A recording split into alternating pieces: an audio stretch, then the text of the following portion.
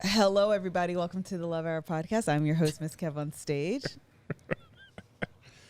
You're joined by your husband and co-host, the KevOnStage. And welcome to the Love Hour, where we talk about life, love, and the pursuit of happiness. And every year we do the lessons we've learned over the course of the year in our relationship, some of the things we've done. I don't know why this year, though, I decided I had like this really like brilliant idea to do it on Instagram and post every single day. And if you didn't catch the sarcasm in my voice, it was the dumbest idea. I was so like, why did you decide to do this? I feel like talking about it is so much easier than breaking them down every single day. Listen, we was on a little staycation this weekend. Melissa was fast asleep. And I'm talking about fast asleep. She woke up 8:30. She was like, laptop, 17 years. I mean, literally, Josh, 2 blinks. And she was like, I have to write this. Like, girl, you ain't been awake for 0.7 seconds. Listen, at the beginning, I had wrote out like 6 or 7 that I knew, maybe not even 6 or 7, but more like 4 or 5 that I knew I wanted to do, wrote them all out. All was fine. I scheduled them. All was well. Then I did like 2 or 3 ahead of time. And now I'm at a point of just like, ooh, girl, what you going to talk about today? Day 15 going to be like, get your bills paid on the 15th. I had a list of like words, because initially they were just going to be words that I was going to do. And then, like, I don't know, after so long, I started thinking about other things. I get excited about other things, like certain things come up. And so it just has evolved and changed over time. And so anyway, what I do like, which was very surprising to me, I'm not going to lie, was the response from people that I didn't realize how well people were going to respond to this. And so that's actually very encouraging. You put our business out. Hello. So people could get their life together. Well, and it was like, well, dang, that is really helpful. And I'm talking about you was telling the truth. And if you're a listener of the Love Hour, more than likely you've heard a lot of this stuff. Yeah. But I don't think, not everybody who's on Instagram takes in any of our podcasts in the same form as the like stage crew does.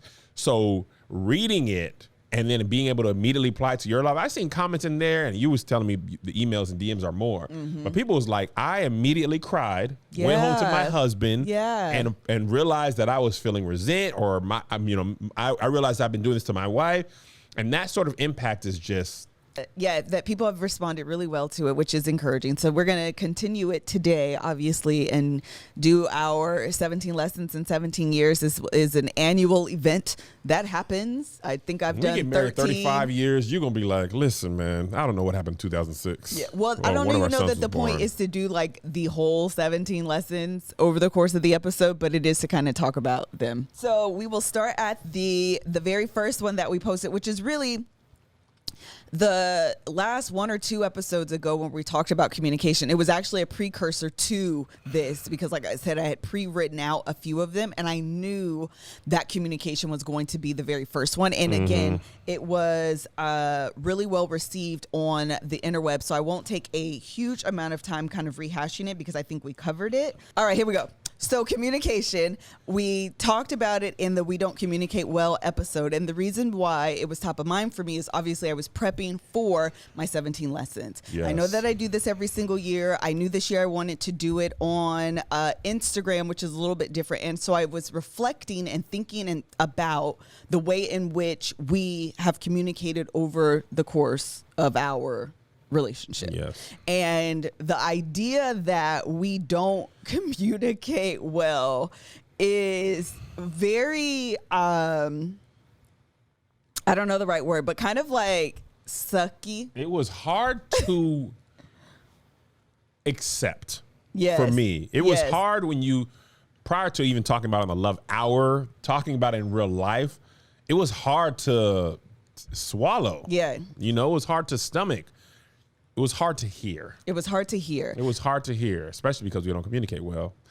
Hearing that is part of communication. But I was like, maybe this is just me. I don't know. I'm curious how you feel.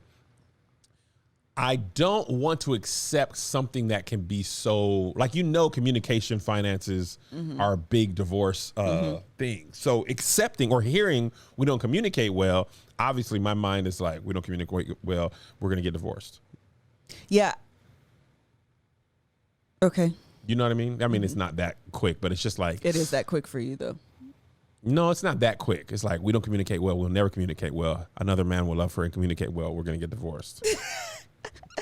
It's always another man's going to do something. I just actually booked. It won't be until the end of July, like the third week in July. But the secure attachment lady. Oh, you did get her? Yes, I just nice. actually right now, right before we were starting, that's who I was like emailing for the secure attachment. And the reason why is because I am really interested in understanding our attachment styles. When I talked to her the other day, I was like, I want to understand not just attachment styles, but how they actually show up in relationships. Because I want to know, does that make it a anxious attachment style? I don't know if it is or if it isn't. I think that everything's going to end in divorce. Or if it's just what are the attachment styles? There's secure, there's anxious, there is the one that you don't attach at all. Hold on. Whatever one is, I'm not secure. Anxious for me probably is, yes, that sounds right for me, Kevin. Okay, so there are four. Okay, here we go. Secure, anxious, avoidant, and that's what's the one you don't do it. Avoidant is what it's called, and fearful avoidant. And I thought there was one that's like discombobulated avoidant. Oh, maybe that's fearful avoidant. I don't know. But yeah, some of them, and I want to ask her this as well. Do they always have to stem back to childhood, or is it something that can develop over time? Yeah. Or grow based on your interactions that you've had as an adult, and then you find yourself kind of working and operating out of that attachment style as you get older, even if you maybe had a secure attachment when you were younger? Yes. All right, we're going to take a break really quickly here while we're talking about attachment styles. One thing that's actually really important to me is that I raise adults who are very secure in this world and they are autonomous. It's actually something that I work on a lot. In some regard, I'm not all that good at it, but in other regards, I'm like, no, I need you guys to understand, to know, and not how to operate in the world as an independent, autonomous human being. And one of those ways to do that is to make sure that your child is financially literate. And GoHenry is an app that I absolutely love it. I'm going to tell you why. You can assign your child a debit card.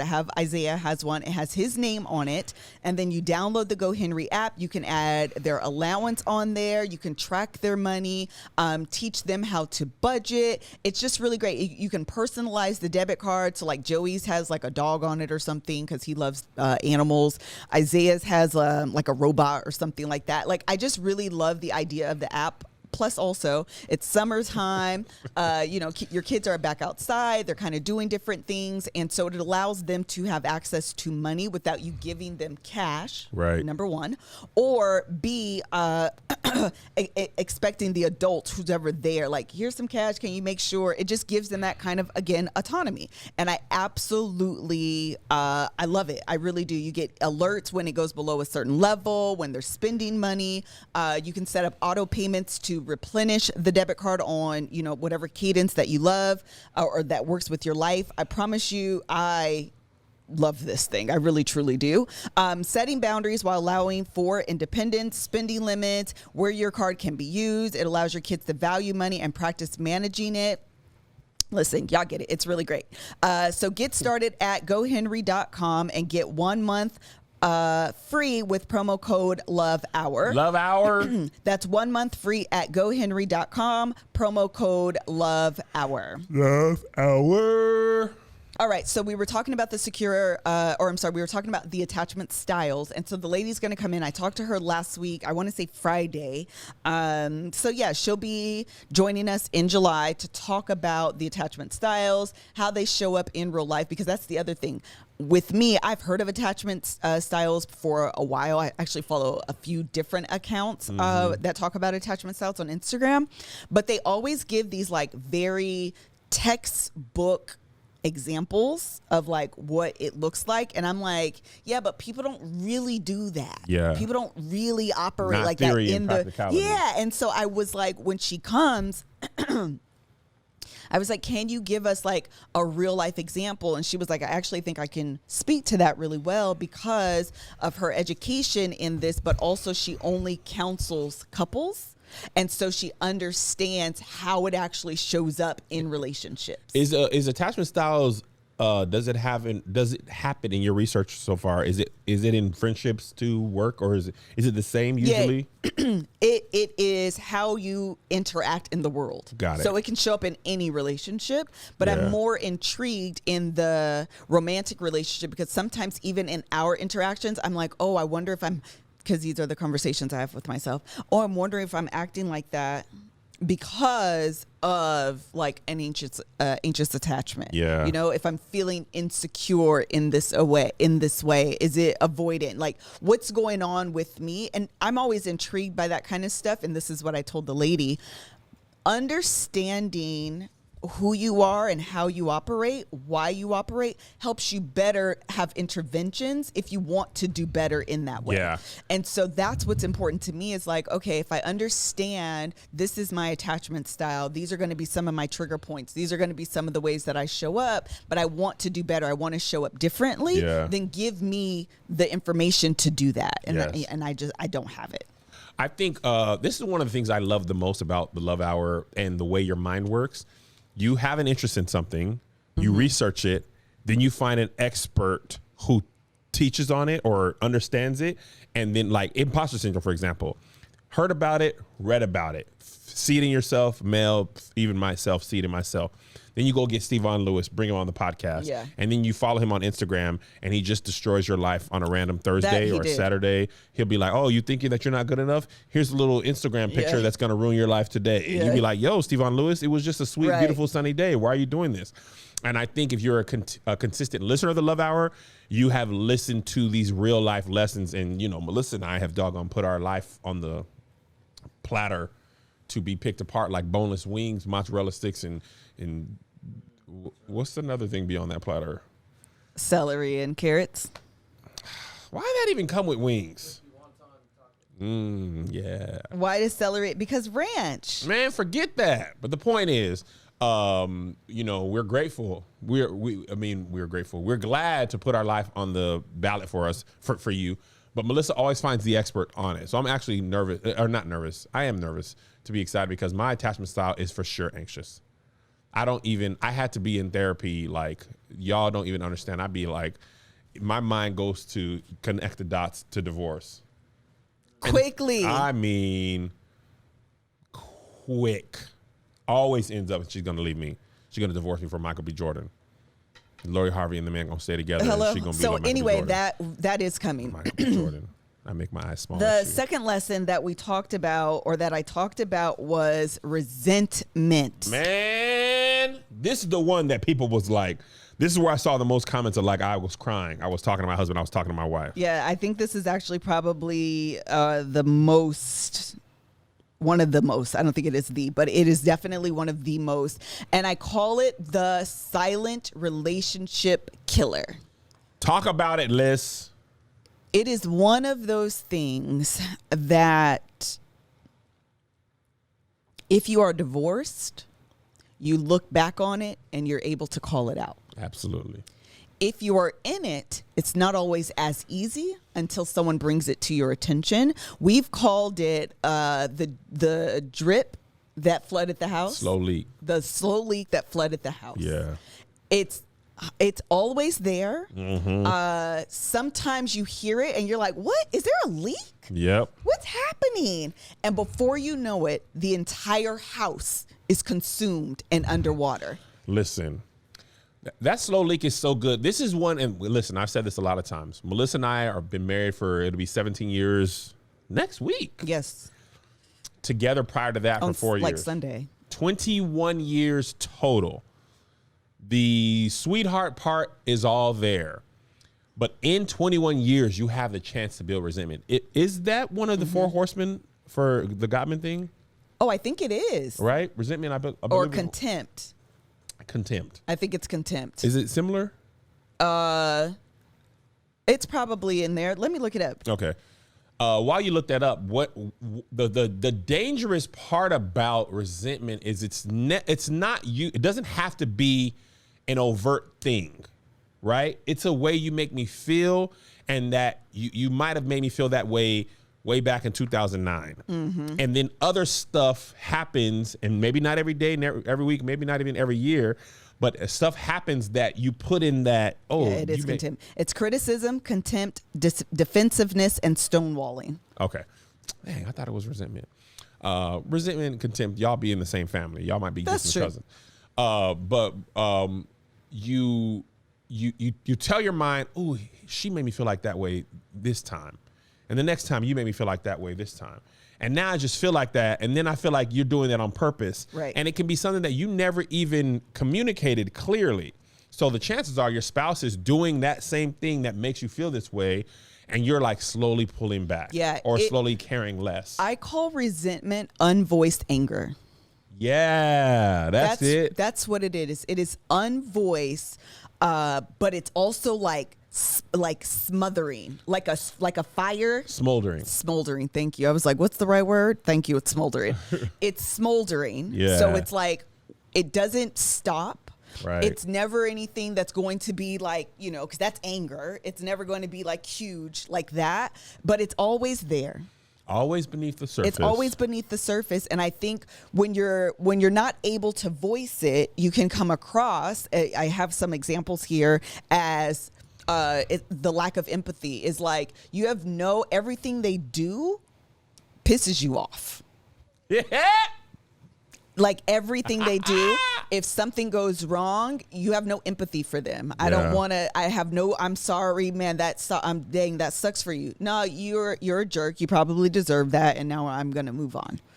Yes. It's very, and that's a dangerous position to be in with your spouse. Yes, because you're no longer on the same team. Right. And empathy at the end of the day is what connects people. If I can identify or feel or sympathize with your pain, that's a connection point. Absolutely.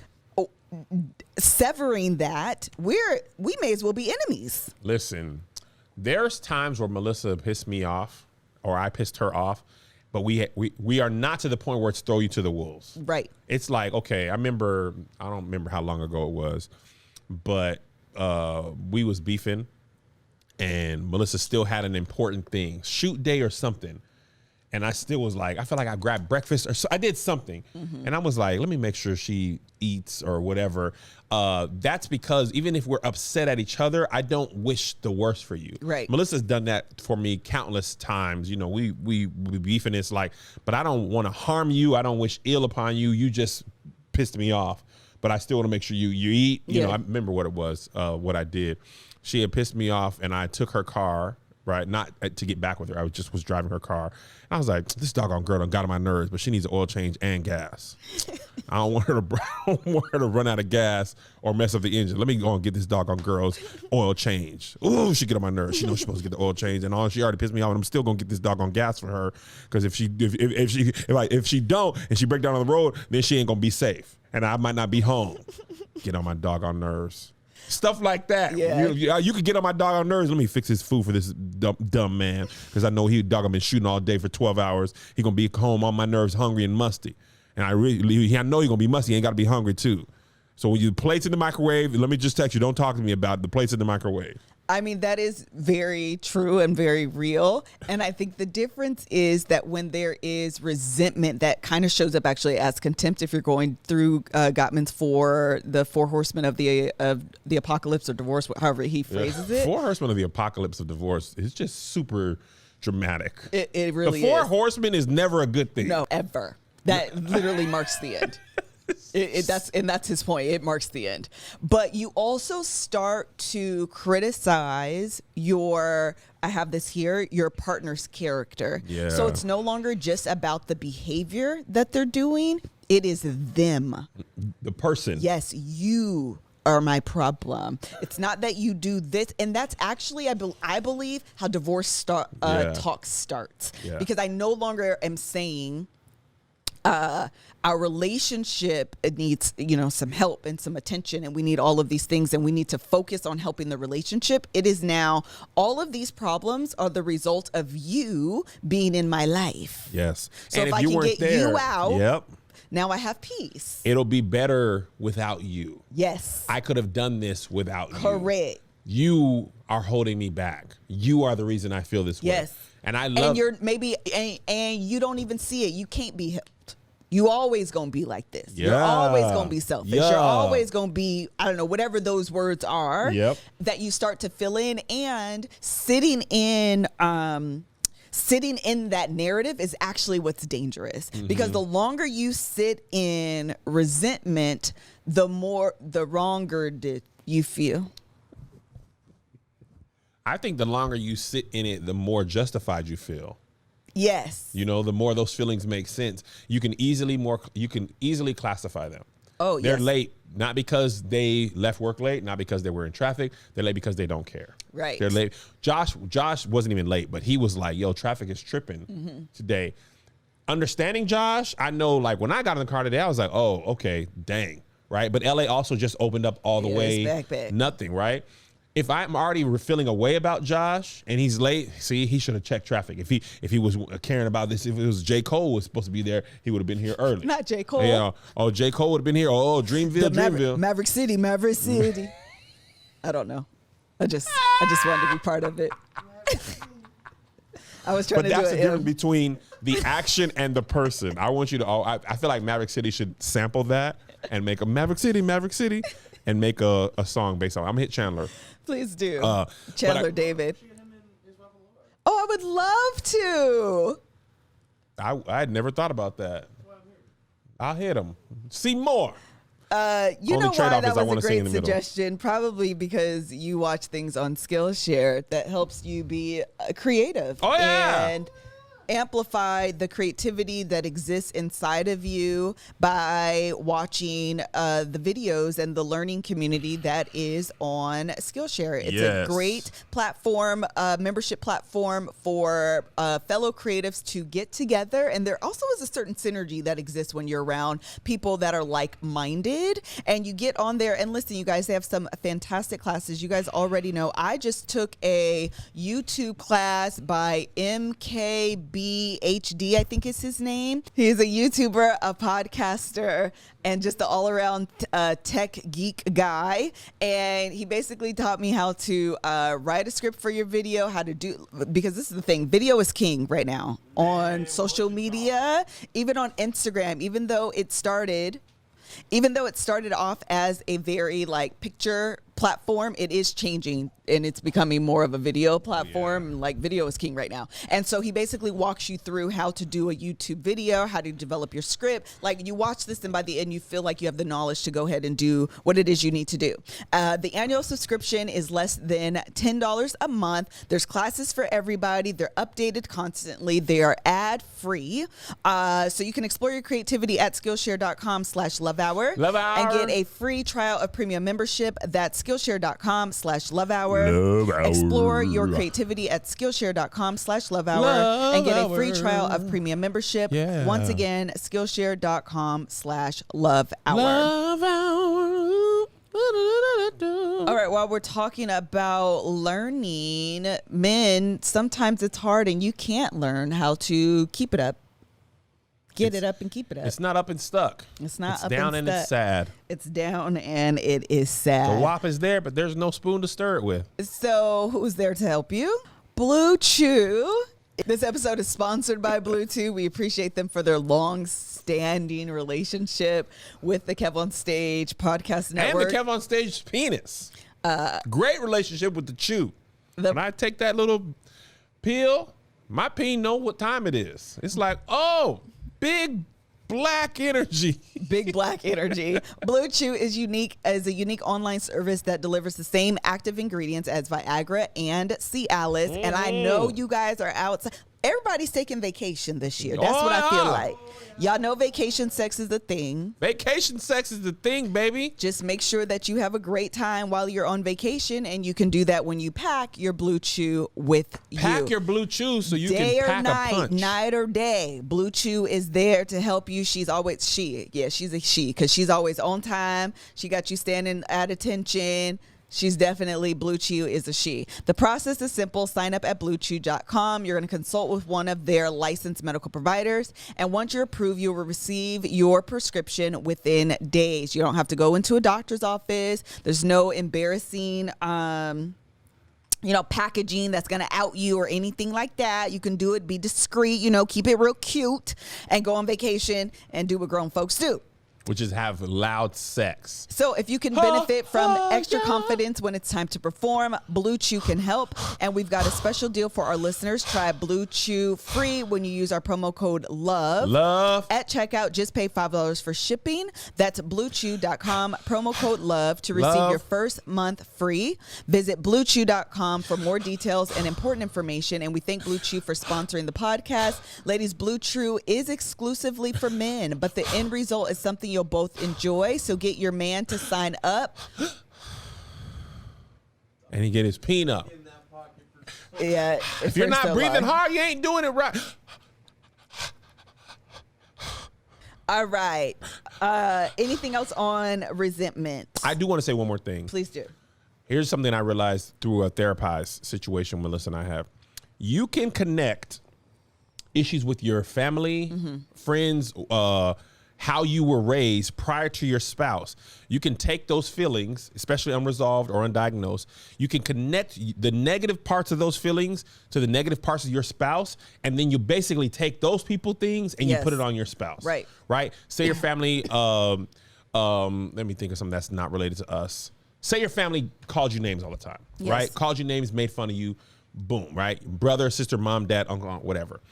Your spouse calls you a name as a joke or one time. Sure. You now apply all those feelings you have. It's a trigger. To a definitely a trigger.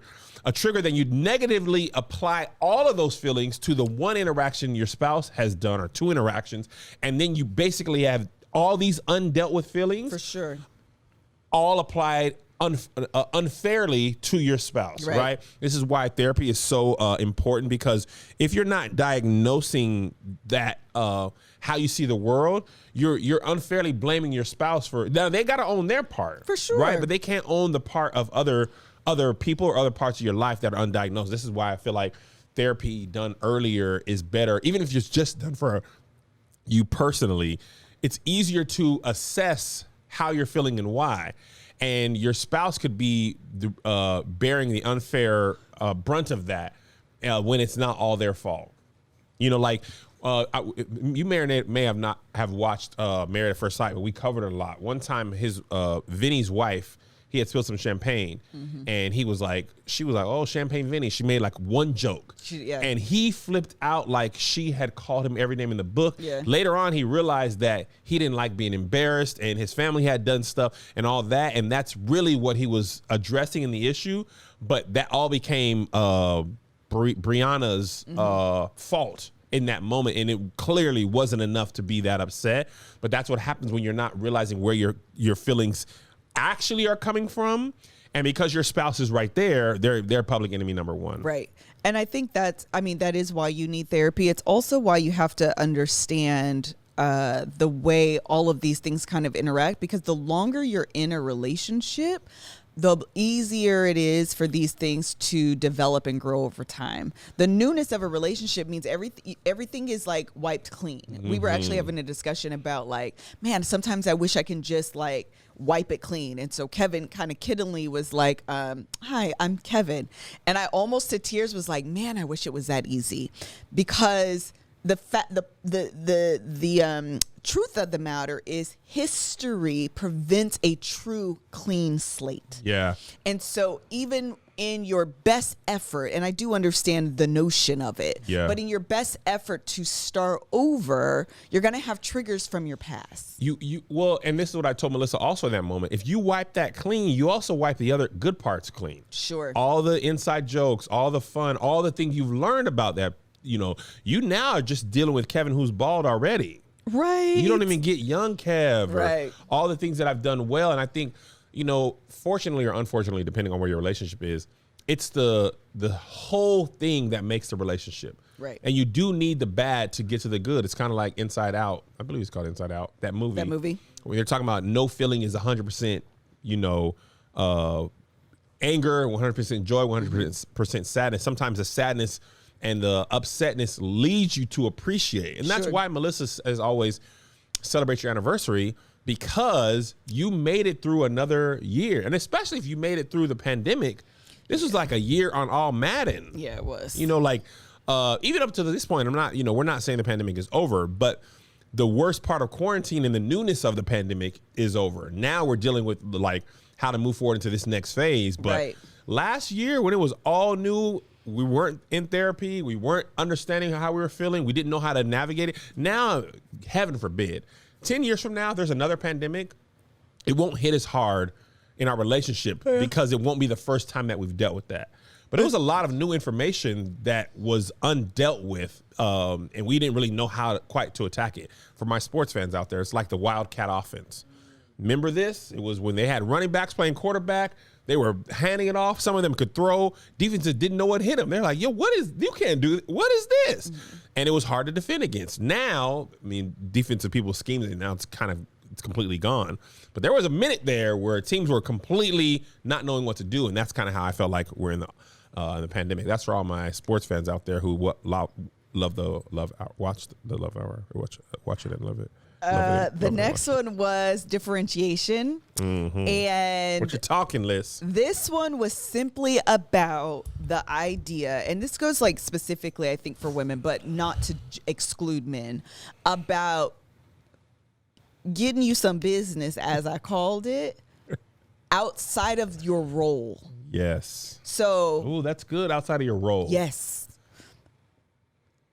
I get it. And I am not here to shame you, so I want that to be abundantly clear. But there are a lot of women who find their sole purpose in life is being a mother, which I get. Your children can be your kids. I get it. But that is very seasonally, because at some point, I would hope that you would hope your kids are going to grow up to be independent, autonomous people, and they will leave. I love what you said about this. What? Your children are a season. Yes. Although long. Yes. They are a season. And the thing that we're realizing now, even with the GoHenry thing, I'm not even making a joke or going back to the ad. The fact that our son goes out and spends money is a thing they didn't do before. The fact that we can leave them alone at home. Yes. And they can cook or, or go, you know what I'm saying? That wasn't a thing. So the process of empty nesting, it's a slower process. At the beginning of their life, you got to be there. All in. Literally got to hold them, feed them, or they will, not be able to eat. Yes. Isaiah's going to 10th grade. Now it's basically make sure there's stuff for him to eat. Yes. And clothes and Wi-Fi. And for the most part, he's good. Yeah. And then what happens is your role shifts. So if you've been more into the mother role or the father role in your relationship, that transition into, well, my kids don't necessarily need me anymore. Oh, it's going to be tough. It's going to be tough. Yeah, no, it's going to be tough. And I know people that when their kids leave out of the house, they do go through, a sort of, I don't know if depression is the right word, but a really low point, because it feels empty, literally. It feels very empty. You've been needed. Yeah, you've been needed, and you've over consumed yourself in the role of motherhood. And the difference is I'm not talking about over consuming yourself in your kids' lives. That's not what I'm saying. Right. But just in the role of being a mother. Yes. And that's not to say it's not a full-time job. It is. And that could also happen in your job. Yes. It can happen in the church. My mom, if the church was a woman, my mom would be side-eyeing her. Oh, you always down at the church. What the church got to do? You always down there in the media department. What she got to do? The fact is, for some folks, who this guy that you love so much? We are cheating on our spouses with church. Yeah. In terms of time. That's good. Yes. There are plenty of people who are so involved in church that they are, you know what I mean when I say cheating, but so much of their time and attention is consumed by that they are forgetting that they also have a ministry that is home. Mm-hmm. And so if you are, I've said this before too, so busy trying to save the world and you're losing your family, your priorities are out of whack. Your first responsibility should be to that family. Yes.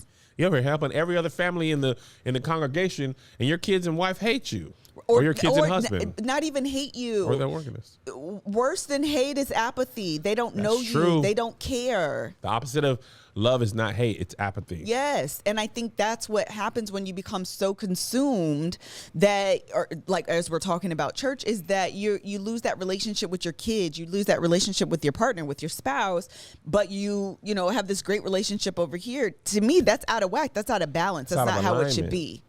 That's our decency and order. Yeah, it is. We have to. Your home is your first ministry. You have to get that right. Yeah. Anything else? No, I think it's all on that one. Yeah, I definitely think that it's really, really, really important for you to find a hobby of some sort. And I'm not even suggesting that it has to be a money-based hobby.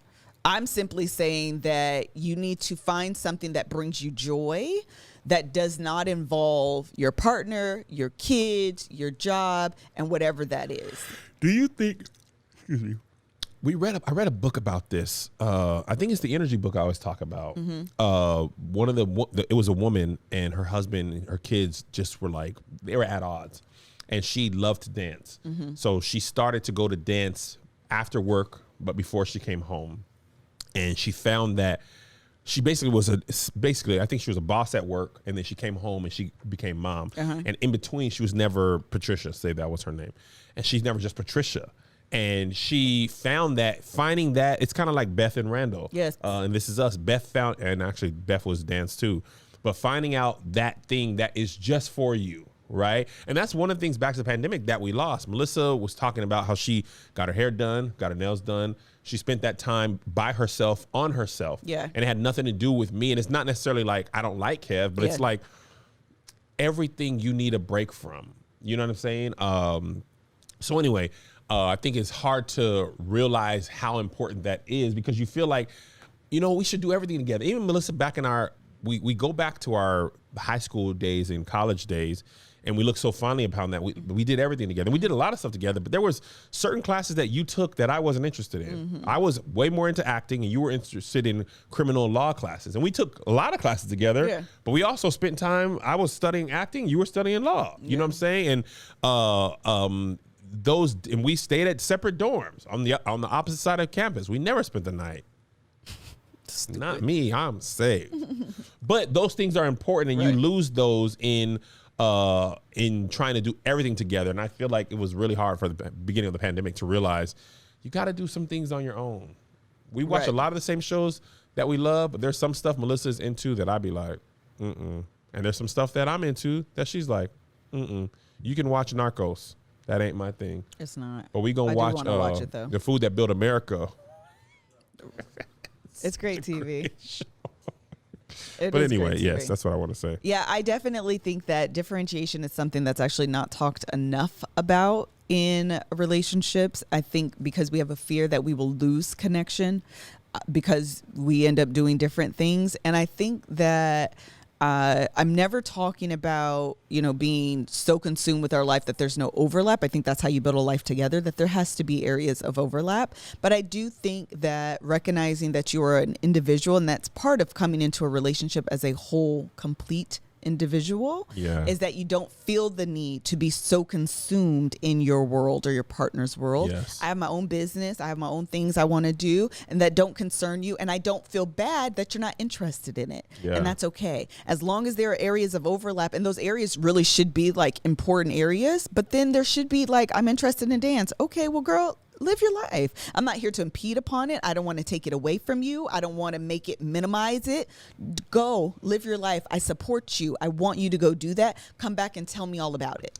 And also one thing that I had to realize, I had to learn how to support Melissa without taking over. Yes, for Jesus. her. I'm still learning. Okay, a little much. I've been calling you a takeover spirit for how long? That was a deep, genuine sigh for a very long time.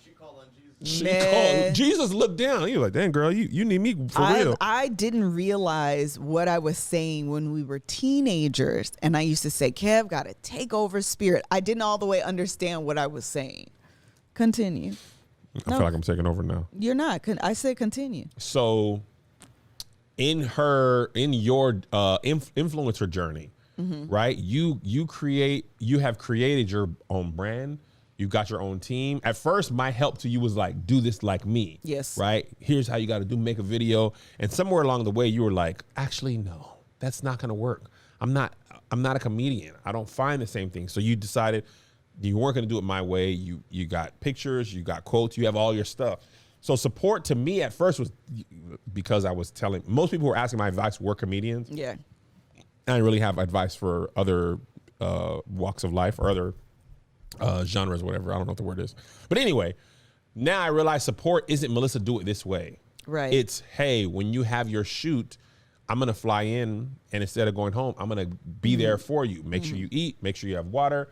Half of my job on your last shoot was making sure the AC was on and working. But you didn't need my creativity. Right. Or me to take pictures, or me to pick out clothes for you, or me to find a location. You just need me to be there, as support you. That's my babe. He's here. And also keep it cool in here. And maybe pick us up a salad, or just go eat a salad all yourself. I was about to say, you did not get a salad. But I need to support you in a way that that not like doing things my way. Right. And also letting you rock and do your own thing and not being like a crybaby about it. Yes. You know what I'm saying? You and Danny went to Atlanta. Oh, had a ball. Time of your life. They went to the soccer game. We did. They stayed in the what was it called? The Delta Sky Club or something? We were in the inner suite of that. I can't remember what it's called. It was like the 360 reserve. or something? I can't remember, but that's there's like the reserve card. It was like the Delta one on the outside, which is also like a suite, and then you go beyond that. Y'all was in the inner circle. We were behind the veil, the holy of holies. Yeah, that's where we were. But I didn't try to go on that trip with you, and I also realized you have let me do all my trips like that. Playmakers days when we was over there burning that credit card up, we was having the time of our life. The TOTL, TOUL, time of our life. Anyway, we're having fun. When we shot the food show, I think it's TOOL. Time of our life. Hour does start with an O. That's okay. You might be a little stressed, and that's why agency is here. It comes, listen, as we're approaching 40 and we're getting older, fine lines, dark spots, and other signs of aging are a greater concern.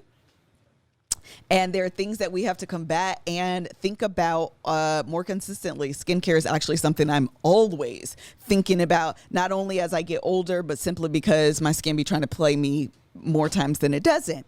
And nothing beats the power of a customized prescription formula. Somebody who's going to look at your skin, you're going to take these pictures, you're going to send it over to their licensed dermatology provider, and they're going to provide a customized prescription formula that is specifically for you. I have hyperpigmentation is one of my concerns, and not fine lines like that, because black don't always be cracking, but fine lines, or I'm sorry, dark spots, hyperpigmentation is definitely something that is of concern for me. You are assigned a licensed dermatology provider that you get to go back and forth with on the app, and they get to track your progress to ensure that the formula that they've customized for you is still working, it's still meeting your skincare goals, and if it's not, they can adjust it along the way. You guys know, actually, I've been thinking about doing a skincare video, so let me know if you're interested, but essentially, I basically be using the same stuff, though. I get up, I wash my face, I'm going to use what do they call, like an essence on my skin. I use a toner, and then I use something to take care of the hyperpigmentation on my skin. And as those things decrease, I send those pictures over to my dermatologist provider, licensed dermatologist provider, and she's like, "Good girl, you're doing great. Is it still working?" No, it's not. Okay, we can up it, change it, whatever have you. One of my favorite things, because I love just glowy skin anyway. Do what I did and try out Agency, the personalized anti-aging skincare that evolves with you. Go to withagency.com/lovehour for a free 30-day trial. Just pay $4.95 for shipping and handling. That's withagency.com/lovehour to unlock your free 30-day trial. See withagency.com for all the details, subject to a consultation.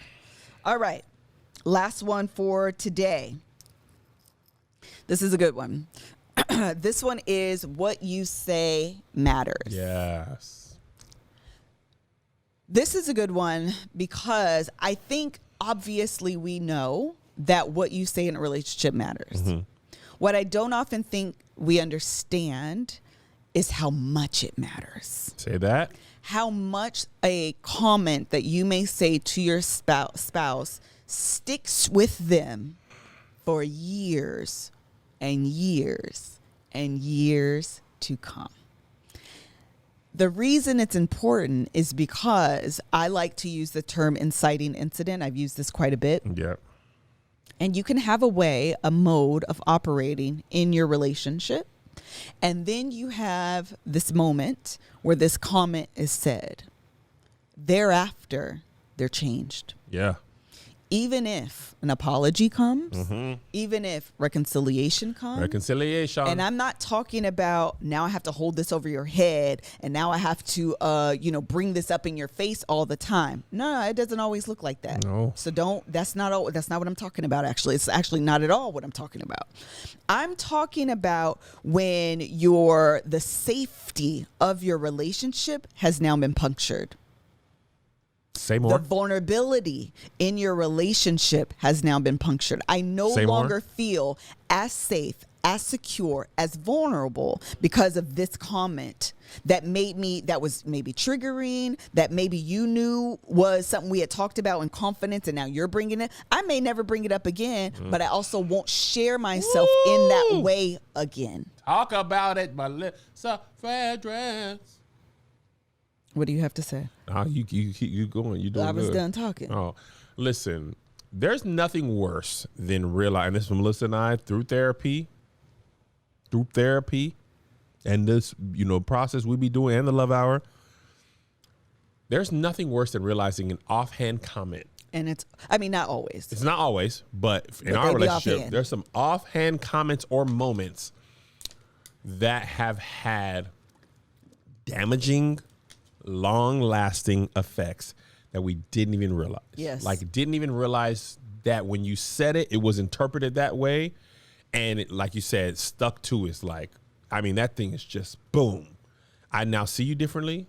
I'm now afraid of what you might do, see how you might do differently, maybe think how you see me is you're like, there's a lot of different things where you're like, Yes. And even when you identify it and work to repair it, them feelings don't just go away immediately. You're going to need, somebody was talking about how habits form. He was talking about how getting in the habit of flossing every night.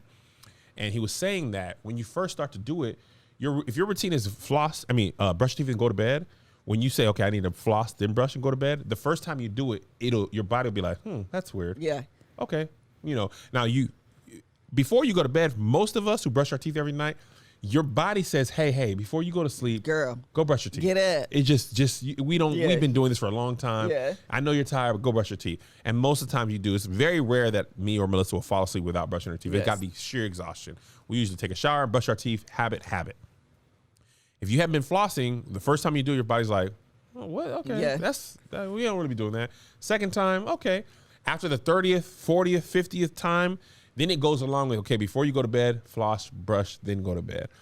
So the first time you apologize, your body, the person apologizes, your body's not going to be like, this is normal, this is right. It's going to be like, that's unusual. Yeah. We're still going to feel the way we feel.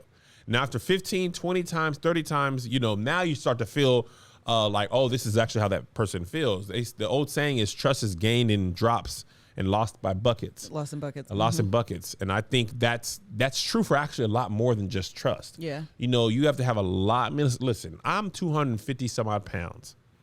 that comes from a lot of times of getting the milkshake, getting the large fry. Yeah. And just like in weight loss, I can eat completely healthy today, work out completely healthy, drink water only. It's not going to undo 20 years of getting the milkshake. You've been getting the milkshake every time. We often want it to be like that, though. We want it to be. I have done a healthy thing today. Why have I not erased the last 15 years of an unhealthy thing? Right. No, man. Sometimes you're going to have to do equally as much, if not more, to undo the damage in weight loss and in relationships, you know? And the thing that I'm realizing more and more by going to therapy, so much of the stuff we don't even be realizing we be doing, and the other person don't even be realizing that's how they feel or that's how they categorize it. I think the more you talk about it, I think also that's why not only is therapy important, but I also find a lot of value in just listening to podcasts, because you'd be surprised how many people are going through the same thing, and they often can, often that, as I'm told, articulate things in a way that you feel, but you never can say. Yeah. The other thing about the idea of what you say matters is it's one of the key ways that resentment can build. Yeah. When you say something, because it's unspoken, I was talking about resentment being unspoken anger. When you say something and you hold on to it, Chad, that's adding fuel to that smoldering. Mm-hmm. Thank you.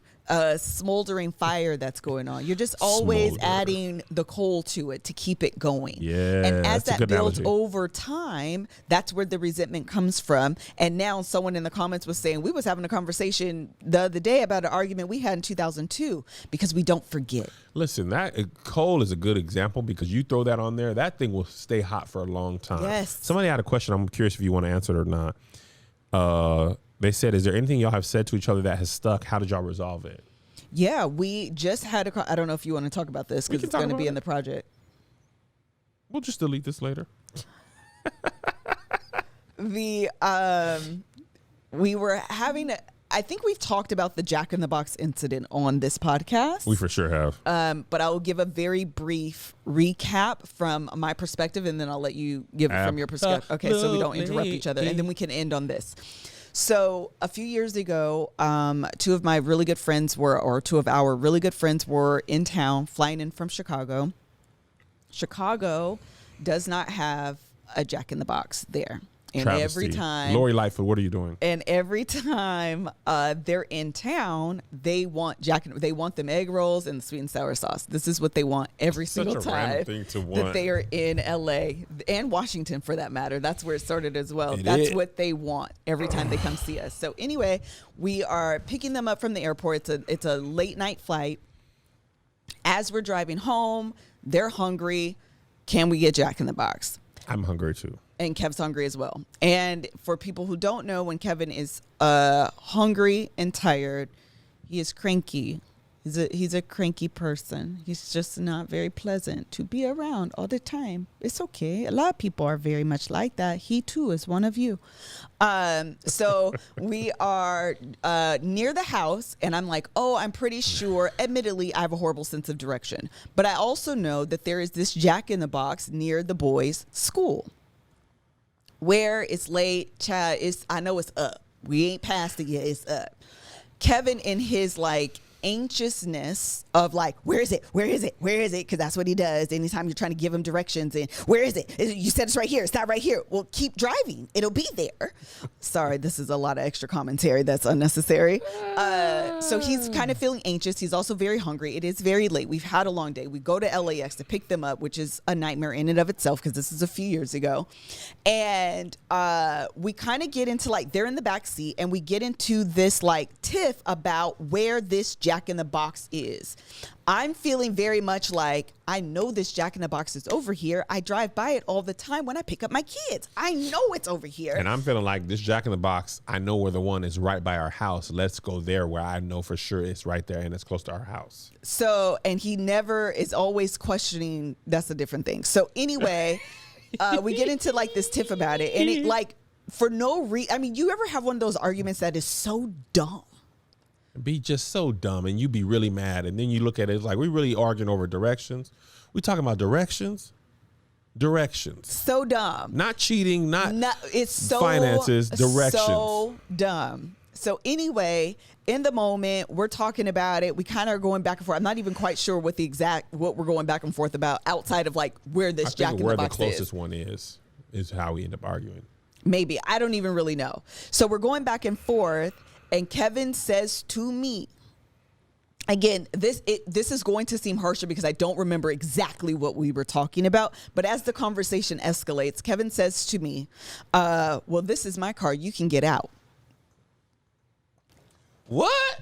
Why would he say that? The reason why, like that night we talked about it the next morning. When I tell you I was pissed to the point of tears, which that's not new. I cry all the time. But I was so upset. And beyond upset, I was hurt. And the reason why I was hurt, and we had this discussion then, is because this is not new. When Kevin was fired, I never, ever said something like that to him. Shut up. When I had every right, and I don't want to say right like that, but I absolutely could have, because at the end of the day, this is a very vulnerable time, and it's easy, words cut deep. And so if you dare say anything slick to me, I now hold a power. I'm bringing in the money.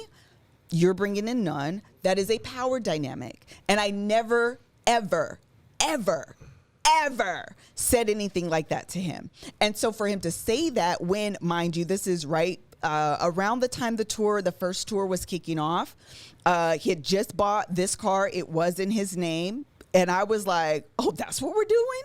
That's how you feel? I am done. Go wherever you want to go. Like, done. So we ended up dropping them off at the because I don't think they stayed with us. We ain't had no house for them. Yeah, I think we ended up dropping them off at like whatever, their hotel, whatever it was. We ended up having a conversation that night, and that was my main issue. This is why this is important.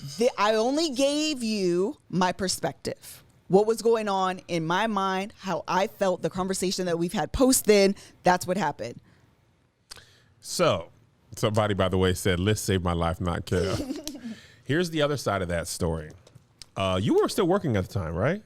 Yes. Okay. I was at, what you call it? Yep. So Melissa took that. I think, because is that when you bought the? I bought the Honda before. Oh, then it may not have been when the tour kicked off then. I don't know that was the case. Yeah, it may I don't have know. been. I don't remember exactly when this happened. But the point was you were still working. Yeah, I definitely. Yeah. Well, the only reason why I say that is because I probably wasn't part-time then. It was probably at ADD, and you were just making, I was just making some money, and I was doing stand-up on the side, and I was saving it. Okay. Melissa took that as, I'm getting money now. Oh, I definitely have power did. over you, right? Because the other little bit is that in our relationship until ADD, or until ADD plus stand-up. It wasn't just ADD. Okay. I needed both. Okay. In our relationship, I've always made more money. I'm also a worker. I'm a corporate. That's what I wanted to do. I knew that's what I wanted to do. I've always been a really good worker, a stellar employee. And so it was just easier for me to climb the ranks. That was never Kev's judge, obviously. And so that dynamic, and I'm also, clear that a man's ego in that way can be a little fragile. So I always made a point never to bring that out as a thing. But at that time, it was the first time Kev was making more money, and a lot more money than me, to be honest, a lot more money than what I was bringing in. So she took that as, I'm getting bread. I'm getting paid tonight. RIP that. Hey. I don't know this song. That's a TikTok thing. I need to be on TikTok more. So she interpreted it as a power flex. Yes. As a money flex. Absolutely. As I hold the power over you. 100%. Not that at all. Way back in the year our Lord and Savior 2000, Melissa had a car. I did. When I didn't have a car, yes, I had a bike. Me and her cousin, Tony, were in the back of her car. I was in the front. Me, her, Tony, and I believe Nick was with us. We were going to a track meet. I don't think Nick was with us. Just us three? Okay. Similar thing. Me and Melissa were arguing over where to park or something like that. They was trying to give me directions. Me and Tony are telling her, you should park here, blah, blah, blah. The track meet's starting. You should park here. She doesn't want to do it. She doesn't like being told what to do. We tell her. She's like, you know what? This is my car. Y'all can get out. She kicks me and Tony out. I actually did kick them out of her car, makes us walk the rest of the way. No. Yeah, you did. We were in the parking lot already. We just walked the rest of the way. Not on the street. Yeah, but we had to walk the rest of the way. Paint that picture correct. She parked and went aside. We had to get out from where she was and walk, which was at the event for clarity and posterity. I didn't realize that at the time, I remember at the time I felt small. I felt like, dang, she really just punked me. Mm-hmm. Like, I took that as, you broke boy, you don't even have no car. Why are you talking to me about my car, hanging on the passenger side of your girlfriend's ride, trying to tell me where to park? I don't want no scrubs. I internalized all those feelings. Right. I was like, bet, you just finna punk me in front of my boy like that? Like, we supposed to be cool. You embarrassing me. All you had to say was, I don't want to park there. But you skipped past that and was like, you can get out of my car. And really was like... No, I think I did go back and forth with y'all and then was like, you know what? But since you really y'all got was all like, the answers, get out. We were like, no. That's legit. It was the out same, of my car. Y'all are about to be backseat drivers trying to tell me what to do. Going back and forth. They say JoJo saved my life, not Kev. Listen. So I was like, in that time, I'm like, dang, you really made me feel small. Right? I don't think I ever conveyed to her how much that made me look small. So when I'm telling her she can get out my car, I'm going all the way back to the year 2000. Yeah, the pettiness to remember. And I wasn't even harboring that like that. You were. But my mind, I wasn't, not on the surface.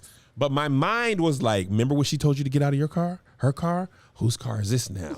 This is your chance. And I'm petty and I'm competitive and I'm going to get you back. I'm tit for tat. I'm tit for tit. I'm tit for titty. I'm all that. So my mind was like, now it's the time for me. And I didn't even really make her get out the car, nor would I. It was dark and stuff. But I just finally had a chance to say it, and it was finally my car to tell her to get out of. She took this thing, I was petty, but take it as the petty that I meant it, right? So now I'm not understanding how I'm understanding why she's upset. I'm not understanding how she's taking this anger. So that's why I say it's an offhand comment, because I want you to connect to the petty of the year 2000. She took that and was like, bet, you think you could do this to me? And anyway, that statement had a lot longer implications in our marriage. Oh, yeah. It became... Part of the reason is because we were in... Listen. And no, this wasn't a Maserati. This was a Honda Accord. No, it wasn't a Maserati. This was years ago. This is probably 6 years ago. Yeah, 7 years ago. Yeah, this was a while ago.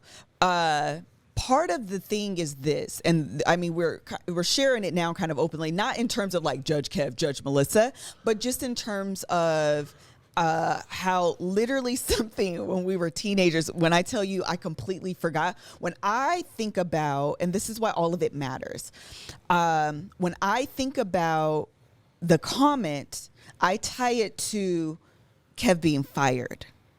When Kev thinks about the comment, he ties it back to when we were teenagers. Mm-hmm.